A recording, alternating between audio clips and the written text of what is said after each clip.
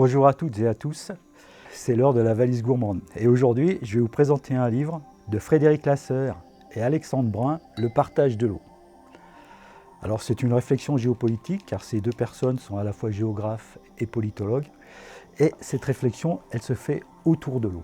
Alors ça peut paraître complètement anodin, parce que l'eau, on a franchement l'impression qu'elle est disponible de partout et en quantité. Il faut savoir que quasi la totalité de l'eau est impropre à la consommation puisqu'elle est salée. On dit que c'est grosso modo 97%. Il nous en reste un petit peu plus de 2% qui est consommable. Malheureusement, aujourd'hui, tout le monde le sait, la pollution a encore frappé sur ces 2,7%. Donc il y a un stress énorme sur la quantité d'eau, d'autant plus que cette quantité d'eau, elle est invariable depuis la préhistoire. C'est-à-dire que c'est une constante. À la préhistoire, il y avait tant de milliers de mètres cubes d'eau disponibles. Aujourd'hui, c'est toujours la même chose. Alors on peut imaginer que ce verre d'eau, il a été bu par nos ancêtres. Santé. Donc l'eau est de plus en plus rare pour la simple et bonne raison que nous sommes de plus en plus nombreux, qu'elle est de plus en plus polluée.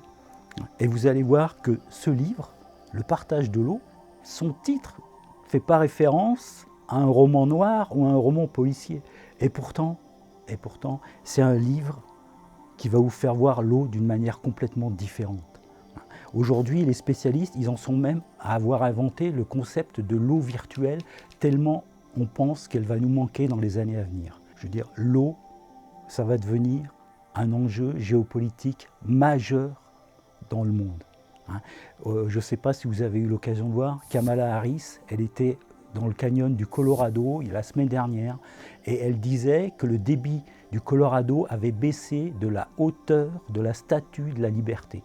Maintenant, aujourd'hui, le Colorado, c'est un fleuve qui rejoint l'océan quelques jours par an. Et il faut s'imaginer qu'aujourd'hui, les seuls fleuves sains de la planète sont le Congo et l'Amazone. Et on ne sait même pas pour combien de temps.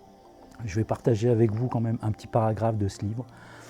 Ressources stratégiques et écologiques majeures, l'eau implique une perception nouvelle. L'urbanisme actuel fait tout, à Londres comme à Paris, pour réconcilier la ville avec son fleuve.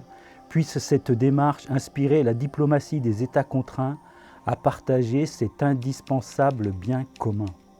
Cet indispensable bien commun. Alors moi, ce que je voulais vous dire, c'est intéressez-vous à ce livre, Le partage de l'eau, et si vous n'avez jamais eu peur, vous allez commencer à avoir des frissons, parce que véritablement, l'enjeu de l'eau va devenir primordial dans le monde. Et comme moi, quand vous boirez un verre d'eau, vous y penserez, et peut-être que l'eau, dans quelques années, quelques décennies, elle aura peut-être plus le même goût.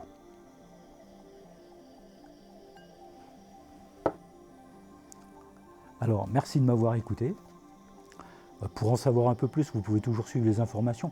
En ce moment, il parle des grosses bassines. La grosse bassine. Oui, bon. Allez, moi je vous dis à la semaine prochaine. Et puis, d'ici là, santé.